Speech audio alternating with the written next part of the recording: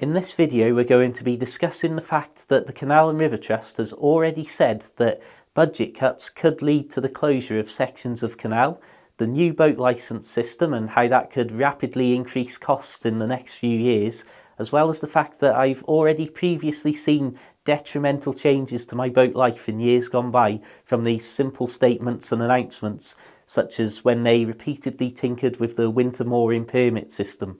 Hello there folks, I'm Dan Brown from Sort of Interesting. Over the last decade or so I've lived on two different boats, spending time both out cruising on the canals mainly, but also a considerable amount of time in marinas, in little moments here and there.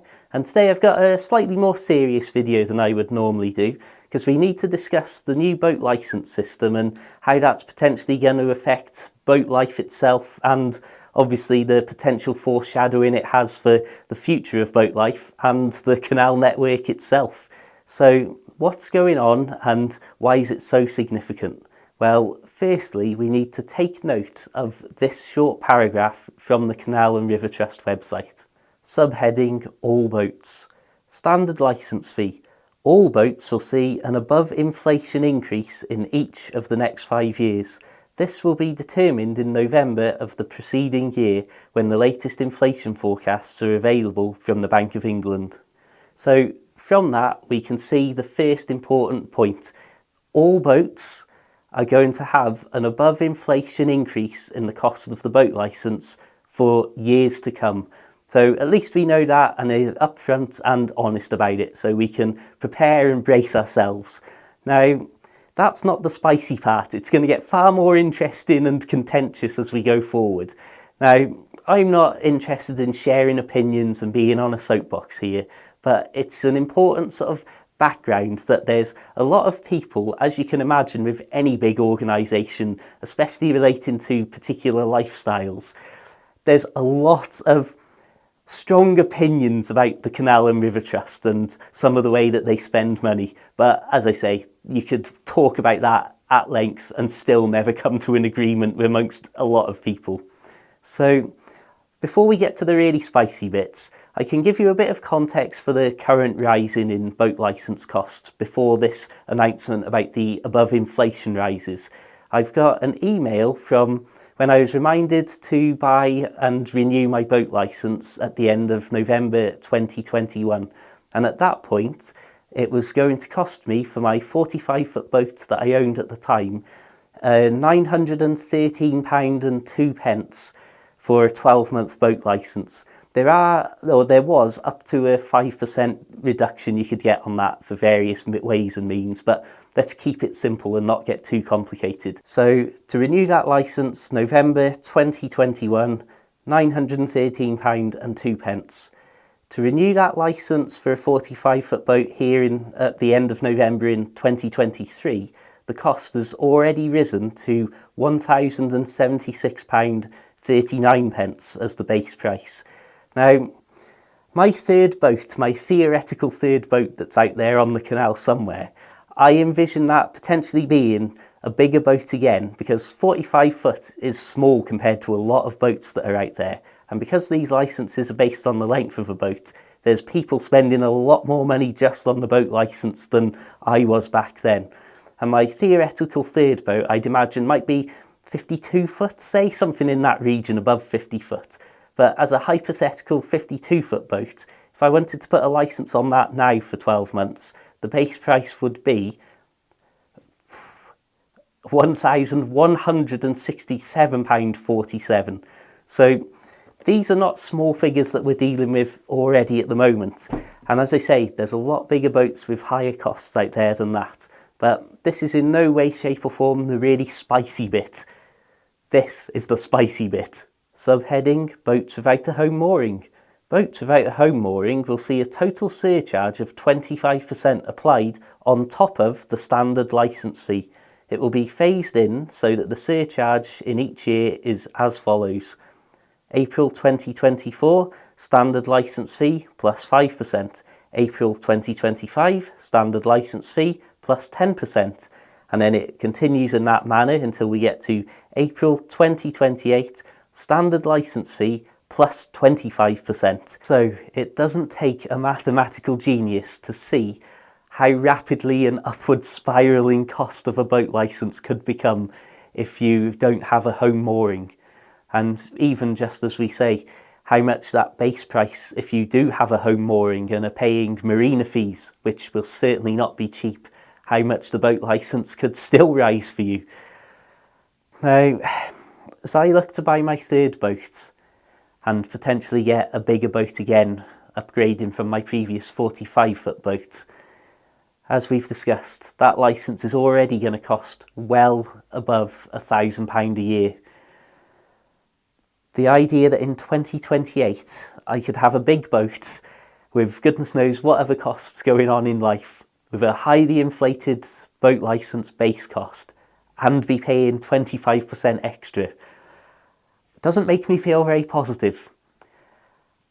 Over the last few years on my second boat, I spent a lot of time hopping in and out of marinas as well throughout the year to get out of the busy summer traffic, for example. And those short-term marina stays were not cheap. Those cost me thousands of pounds over the course of the years. The idea that I would potentially be paying an above inflation licence and 25% on that, as you can imagine, heavily discourages me from wanting to pay what obviously are likely to also be higher marina fees to temporarily use marinas at that point. Equally, an above inflated boat licence over many years to come,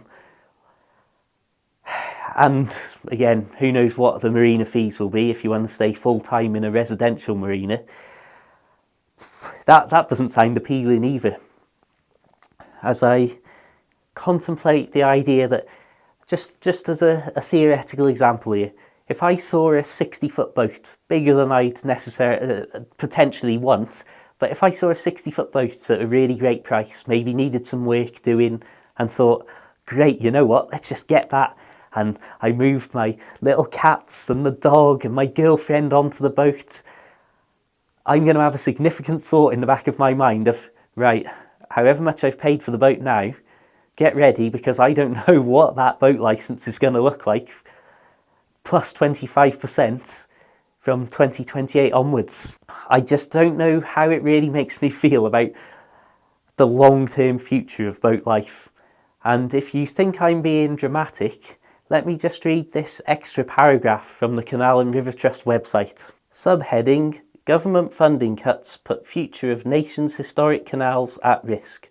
A reduction in canal grant funding of over £300 million in real terms over a 10-year period from 2027 will threaten the future of the nation's historic canals, leading to their decline and to the eventual closure of some parts of our cherished waterways network. Obviously, it's in the Canal and River Trust's interest to raise the alarm and make this sound as significant and worthy of alert as possible. But just consider what they're saying there, that the cost cuts, or the budget cuts and funding cuts, are potentially going to be leading to the closure of parts of the canal network. Now, there's groups out there, there's groups local to me trying to restore sections of canal and make that network bigger. As I say, I've spent over a decade on and off boats, and I've grown up not far from the canals as well. I've seen the significant structures, the incredible age and challenges of keeping a network that's so old up and running, and the constant drain of resources and unexpected disasters that happen along the way. So the idea that they can announce something as stark as this new boat licence policy, even announcing it and having it phased in, this is still a significant shift and a significant increase in costs to boat life going forwards. There's something similar that happened in terms of it being what I considered a big shift in something that affected boat life that's announced in a simple statement. When I first moved on to the canals, there was the boat licence winter mooring system, where there were loads of different locations up and down the canals that you could pay a small fee, and during the quiet winter months you could moor up long term for however many months you'd paid for without having to move every 2 weeks, along with the continuous cruising rules. So that was great, and I chose a place local to where I worked to spend multiple months during the bad weather. Perfect. In the space of a few years, they got rid of a huge number of those locations, but they did fetch in a general towpath permit, which meant that I could moor up on many sections of Canal side and stay in a relatively sensible place during the bad weather months. Great. And I'm actively and willingly paying the Canal and River Trust money to do this.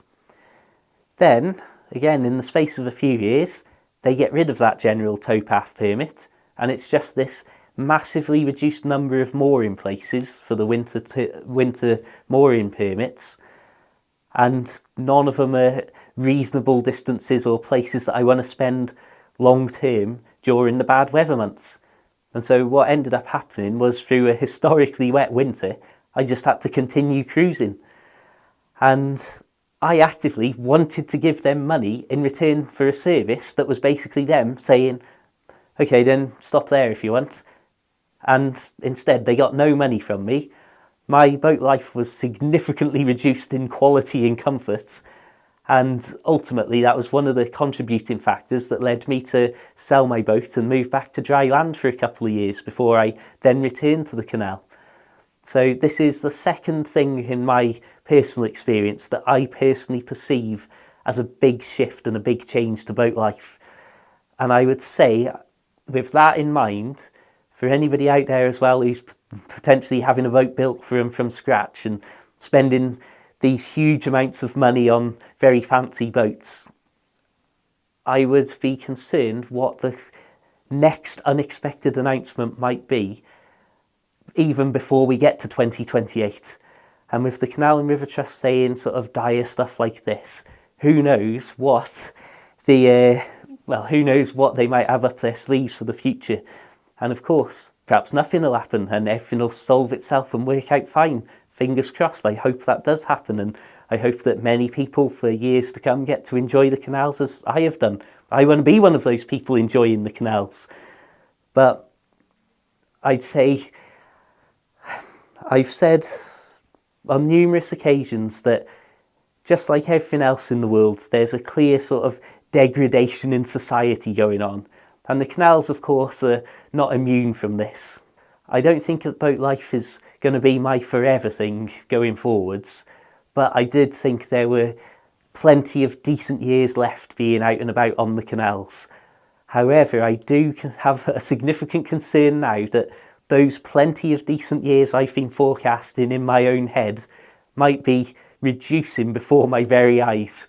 So let's see what happens. I wish everybody the best out there, and well, just hold on to your wallets, my friends.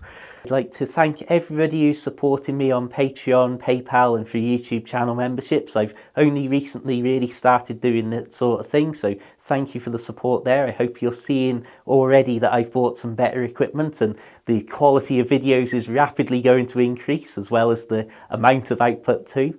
But if you're curious and want to help me out, please consider checking out my short books about boat life, available as a paperback and as Kindle books. And as I say, there's Patreon and all that sort of stuff as well. So loads of links in the description, and feel free to add and follow me on things like Twitter and Facebook. Until the next time, my friends, have a fantastic day, keep it interesting, keep it boat worthy, and of course, my friends, farewell.